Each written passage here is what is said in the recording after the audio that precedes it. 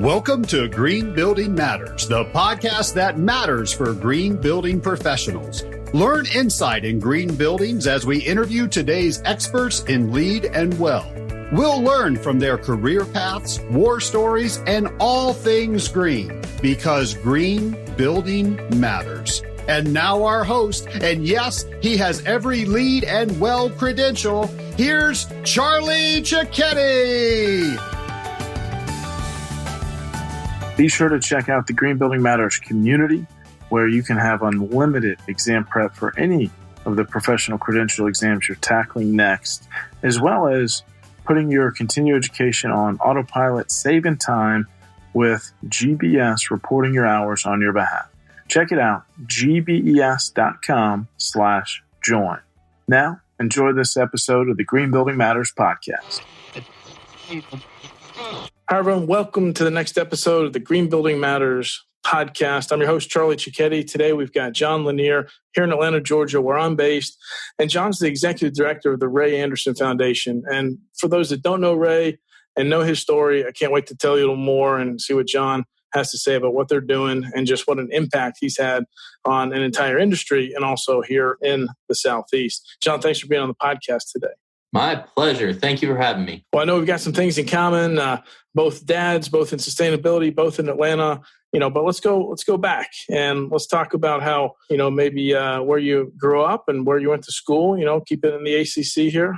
Yeah. So I'm very much an greater Atlanta area kid. I grew up in Marietta. I went to Marist for high school, for those in your audience that know the Atlanta space. But then when college rolled around, it was time for me to experience something new. So I headed off to the University of Virginia and got my undergraduate degrees in history and economics, and then spent 3 more years there to get my law degree. And after 7 great years in Charlottesville, Virginia, it was time to come home. I came back to Atlanta in 2011, originally starting my career as a tax attorney. Love it. And, take us through their interesting background, and then you get into tax. But, I want to know at what point maybe sustainability. So did you have any influence early on? I mean, how'd you start getting exposed to sustainability? Well, not surprisingly, that's where I have to tip my cap to my grandfather, Ray Anderson. Some people think I was born into sustainability, but I wasn't quite. He had his personal epiphany, which is, I suppose, a story I should tell, but he had it in 1994 when I was 8 years old. So when I was 8, that's when sustainability became a part of my life. And it's because Ray Anderson, he was the founder of Interface, the world's largest manufacturer of carpet tiles. In 1994, after reading a book called The Ecology of Commerce, written by Paul Hawken, Ray came to see that all of business and industry would need to pursue sustainability. It became this moral imperative and a moral opportunity for Ray to transform his multinational industrial manufacturing company, embracing a deep commitment to sustainability.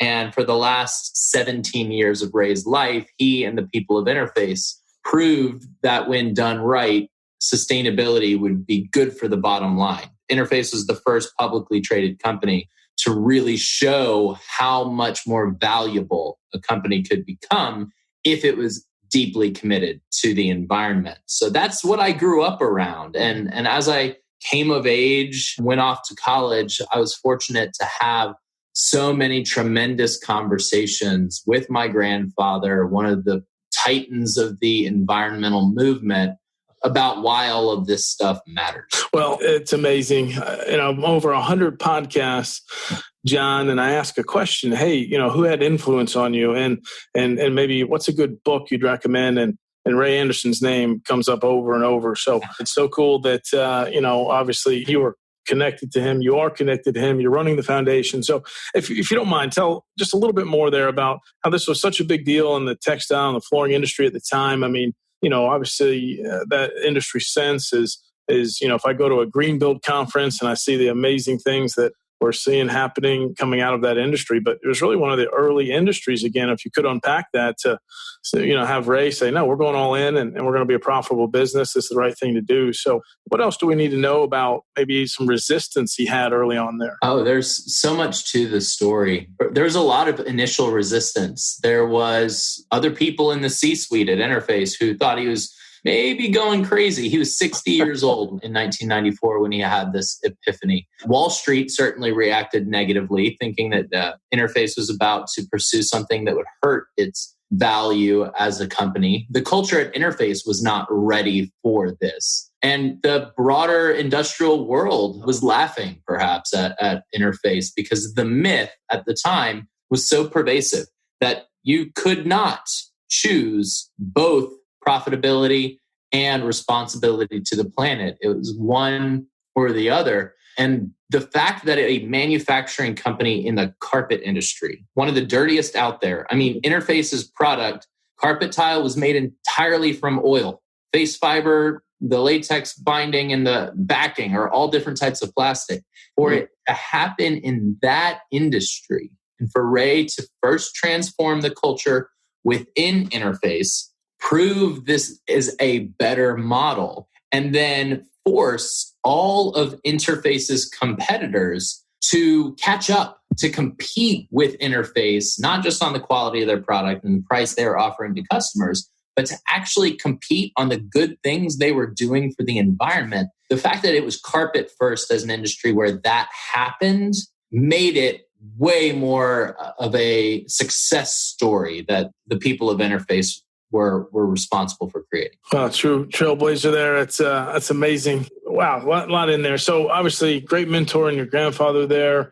Tell us maybe a little bit more about what the foundation does today. So if you'll connect those dots with Ray's legacy, what you do today, and some of your grant work, why don't we talk a little more about what you're running today? Sure. Yeah. So Ray, he was the leader of Interface, and his legacy continues to live on at the company in the good work that they're doing. But our foundation is not the Interface corporate foundation. Rather, when Ray passed away from cancer in 2011, he made the extremely generous decision to leave the majority of his estate to this family foundation. It was this charitable entity that he had created. And upon his passing, my mother and my aunt, Ray's two daughters, along with my step-grandmother, who has since passed away, but the three of them, these three women, were called into Ray's attorney's office, and they were told, well, here's what Ray has decided to do with his estate. You are philanthropists. You have to give his money away. That's the nature of what the Ray C. Anderson Foundation is. We are a philanthropic grant-making foundation. So it's very much oriented around family. Today, it has 4 trustees, my mother, father, aunt, and uncle, so Ray Anderson's daughters and their husbands. We are looking for, and have largely found, we think, key initiatives that advance what Ray was known for. That legacy within the environmental movement that is associated with his name, it's unique. When you think about sustainability, it's so broad. People can come into this movement if they care about the polar bears. Biodiversity loss could be the issue in general that people care about, but you can also come to it if you care about clean air, if you care about climate. You could come into it if you care about increasing efficiencies in the built environment, which is the green building movement is its own niche within sustainability. People in the policy side, in the education side, the food space, so many different flavors of sustainability. So what was Ray known for? We believe he was known for the intersection of business and the environment. When done right, business can be a force for good in the world. And we wanted our grants and the various nonprofits and universities that we support with these dollars we have that Ray left to us to advance that part of the movement, to show even more fully that what Ray represented is still so valid and relevant today. Because obviously, great businessman and an environmentalist here. So, John, if someone listening is thinking, okay, there's these grants, and I've got a cause, I've got a company. I mean, what do you look for, in those that you do fulfill grants with? What stands out? I guess would be my follow-up question there. Yeah, I think it's probably worth saying that we're pretty narrow in our funding, given that legacy, that niche within the environmental movement we're trying to hit the sweet spot on. And we believe strongly in long-term commitment to key initiatives. We want to have really significant impact with a few partnerships rather than spreading ourselves too thin. So looking back over the last several years, the way I would answer your question is to say that we have solidified some really tremendous partnerships and grants that we've made. The first, I'll give you an example of a couple, perhaps. The first that we committed to long-term was Georgia Tech. Ray went there. He loved his alma mater. And we were thrilled to be able to fund and name a center within their business school that's now called the Ray C. Anderson Center for Sustainable Business. Basically, it's the place where the Ray Andersons of tomorrow can be educated. So students have so many more opportunities to explore sustainable business at Georgia Tech because of the center. But it also offers opportunity for faculty research in this space and industry engagement. So a lot is happening at Georgia Tech, and we're thrilled to be partnering with them on that. Another brief example that came out of our evolving funding priorities, we have a long relationship as a family with Janine Benyus. Ray and Janine were good friends. She was an advisor to Interface. Some people listening might know that name. For those who don't, she coined the term biomimicry and wrote a book about it, a design discipline where you look to the natural world for how it solves problems. Fundamental belief is that nature is better at making stuff and organizing itself than humans are. So what lessons can we learn from it? Interface learned a lot of lessons in finding better ways to make their carpet by utilizing biomimicry. Well, we fund the Biomimicry Institute, the nonprofit that tries to get this discipline out there,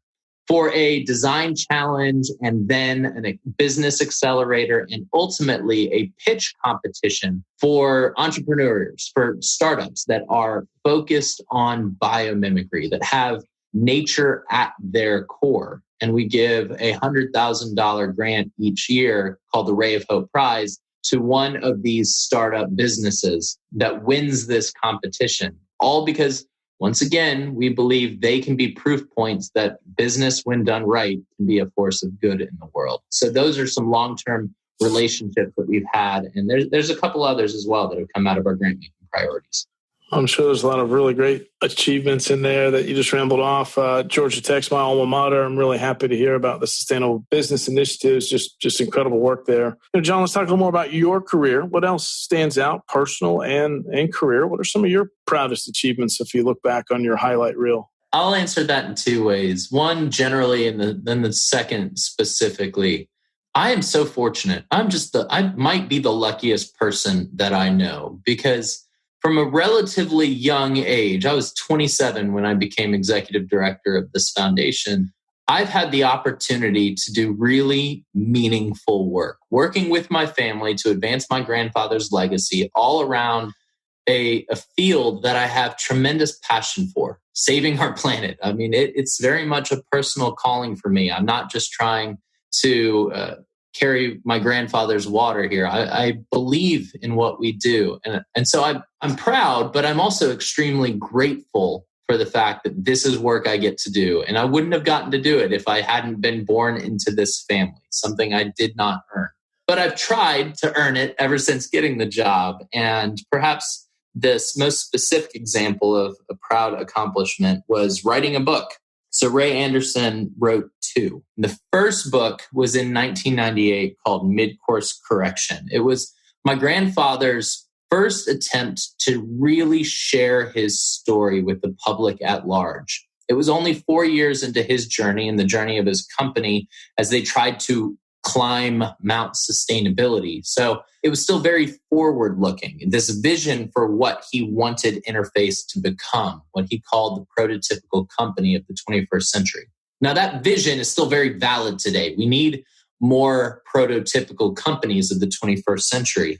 So back in 2018, my board of trustees authorized me to go and republish the book, to write new content. We were thrilled to find a publisher to work with us on this. And I spent the summer of 2018 writing 6 new chapters to be added to the book, bringing the story present. Where is Interface today and what lessons have they learned along the way? But then dedicating chapters to a forward-looking vision myself. I tried to imagine if Ray were still alive today and he was looking around the corner, what would he see for the sustainability movement? What would he point to as the issues to be solved next? So I shared those thoughts in that book and was honored to have it released in May of 2019. And the updated edition of this book is called Mid-Course Correction Revisited. It is a humbling experience for me to look at the cover of that book and see Ray Anderson's name and right there underneath it, John Lanier. Well, who better to write that, John, than you? Congrats. And we'll definitely link to the book and the podcast show notes. Man, that's so cool. Well, I think you're probably a little bit of a futurist, I'd say, just from some of the thinking you're doing around the companies you're working with and investing in. So my next question here is, what's around the corner in this sustainability movement? What should we be reading up on now? Well, I can answer that in 2 ways as well. I know that your audience might be interested in the green building space in particular. So we can talk to that, but I'm going to go up a level and just say really for the broader movement. And this is some of what I explored in my book with building upon my grandfather's thoughts. He advocated for, as I said, the prototypical company of the 21st century. So within sustainable business itself, that we've seen a lot of success there. I mean, sustainability has arrived in the common discourse in society. And within business, there's not a Fortune 500 company that doesn't have at least one person whose full-time job is to work on sustainability. So it has arrived. It's on the agenda. And that is a huge success. But I came to realize in my research for this book that we don't just need prototypical companies of the 21st century to fundamentally solve at scale the sustainability challenges that we face on planet Earth. We can't wait for one company after another to replicate the successful model that Interface pioneered. I don't think we have enough time for that to be the way that we see sustainability scale. We need a systems level approach to sustainability, a redesign of our economic system. And I think the best way that I can express the need and urgency for that is with a little bit of math here. I've looked at, in talking about Interface, how much money they generated. Let's use 2018, the most recent data that I've got top of mind. Interface has done so much for sustainability and they've grown as a business. They did $1.2 billion in earnings in 2018. That's real money right there for sure. 1.2 billion of near sustainably generated revenue. But then if you ask people, I'll ask you, what was the revenue of planet Earth in 2018? Of all countries around the world and all businesses within them, it basically add up all the GDPs of countries around the world, call it the gross world product. You want to guess what that number was in 2018? No worries if you don't. I'll just tell you. I could guess, 15 trillion. 84.8 trillion. Oh, okay. There you go. So 1.2 billion is what Interface represents. You would need more than 70,000 interfaces to say that all of the revenue, in other words, our economy, is functioning sustainably. We're a long way away from that. Now, there are other companies like Interface doing great work, but the scale is huge. And critically, that number is only meant to go up. We want economic growth. That's how our economic system is oriented. So trying to make all of that sustainably while that number needs to grow for our economic system to succeed, it makes me realize that the strain on our planetary boundaries, our natural resources and our natural systems is only going to increase. And I think we need not just prototypical companies of the 21st century, we need to figure out what a prototypical economy of the 21st century looks like, which I would argue is an evolution, a positive evolution from the current economic system that we have, which has generated more quality of life for more people than any other economic system ever in the history of the world.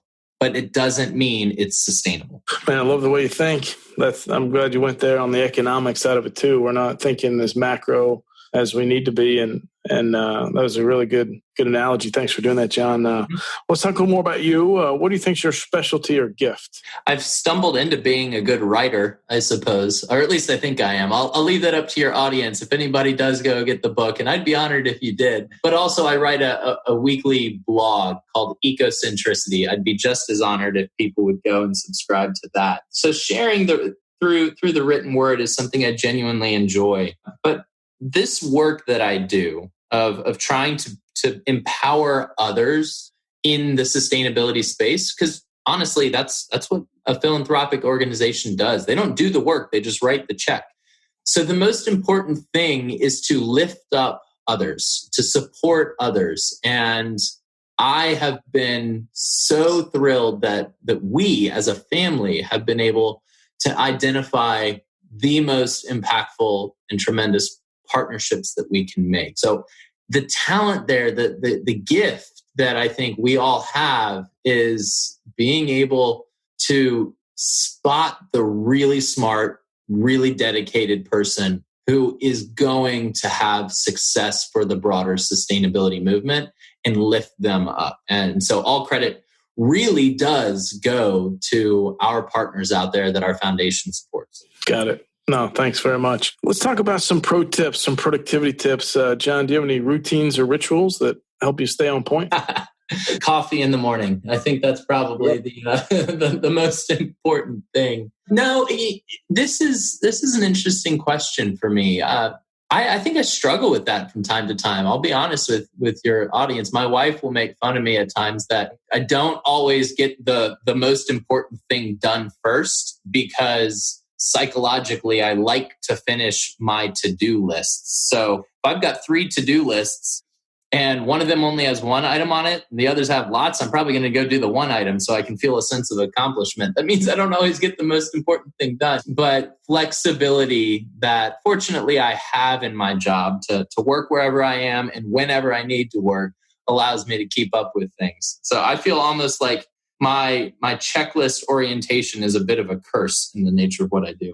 Well, human nature, we want that momentum, right? We want to check something off and move on and keep that momentum up. So I get it.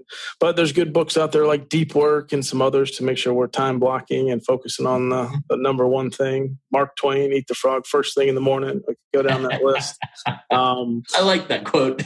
Yeah, it's one of my favorites. I actually argue even during the week, you should do that one thing you're going to be putting off. Do it on a Monday morning. The rest of the week's going to be easy if you can just 2 hours, Monday morning, get it done, eat that frog. So let's talk about a bucket list. John, as we get to know each other more, you'll find I'm a fan of the bucket list. So what are 1 or 2 things on your bucket list? I'll say 2 things.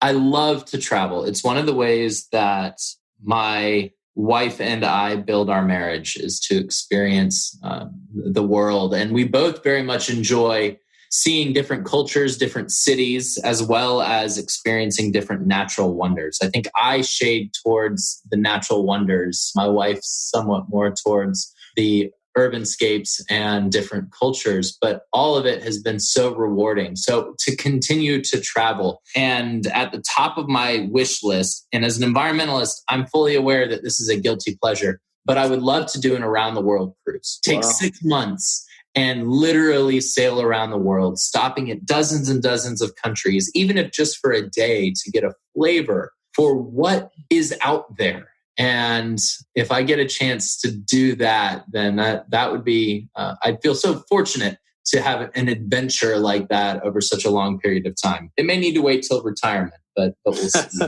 You know what you want. That's amazing. And I'm sure that's less carbon emissions than jet setting around the world. Oh, I'm not sure about that. There's a lot of carbon associated with those cruise ships. But, well, I mean, all the same, I'll make sure to offset it at the very least. There you go. But I'm also a big sports guy, and this bucket list item is somewhat outside of my control. I have become a big Atlanta United fan and enjoy following soccer in all its forms. But it'd be really cool if I ever got to go see Atlanta United play in the Club World Cup, which would mean that they would have to win a few tournaments for the right to get there. But it'd be cool for me to be able to see Atlanta United compete on the international stage in soccer. That'd be an absolute blast. I'd try to make that trip for sure. Wow, I love it. And it's just great to see soccer and the soccer movement across the United States, but definitely here in Atlanta. Obviously, we won the MLS Cup a couple of years ago. Unfortunately, a certain injury is going to be tough this year. But hey, man, let's get sports started back again. And it's great to hear you as an awesome fan of our soccer club, man. Yeah, well, I'm glad you are as well. If you're following enough to know Joseph Martinez is but and I actually want to say one thing to that is I have learned so much from the Atlanta United phenomenon here that has application more broadly that could be relevant to the sustainability movement. So I'll share it here. And I recognize many folks listening may not know much about Atlanta and the soccer club, but the club here is supported by tens of thousands of fans. We had 55,000 people per match in our stadium last year. And that was top 25 in the world. And when you walk into an Atlanta United match and look around, you see more diversity than any other public gathering that Atlanta has to offer. And that, to me, is the best measure of the success of this club. It has been something that has brought all of Atlanta and its various flavors together. And it's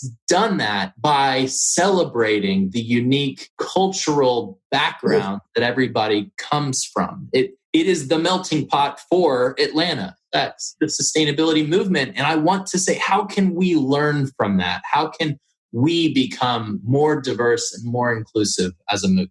I was about to say that same thing, melting pot. That's what Atlanta's known for. But Atlanta United fans, it's amazing. And luckily they play in a LEED Platinum stadium there, Mercedes-Benz. They do. So, John, what a fascinating conversation. I want to just get one last question, which is, okay, say someone's listening right now, but they're wanting to jump into this sustainability movement. Maybe it's green buildings. Maybe it's something on the corporate sustainability side. But, what advice do you have to them if they're jumping in right now?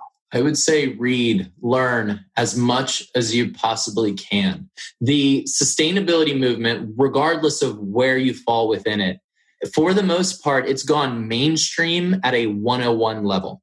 And a 101 level is much better than no understanding at all of sustainability, but it won't solve the problems we have at the pace we need them solved. We need as many people understanding the intricacies, the nuances of what it takes to solve sustainability challenges as possible.